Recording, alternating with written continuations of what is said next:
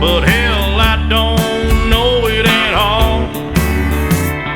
One thing that's certain, and I think old Hank would agree, that sure don't sound like country to me.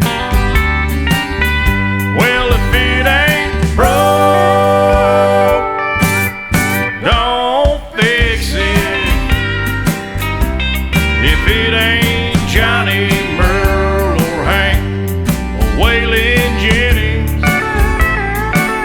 yeah, if it ain't got that honky-tonk horn like Ernest Tubb had from the start, if it ain't broke, don't fix it.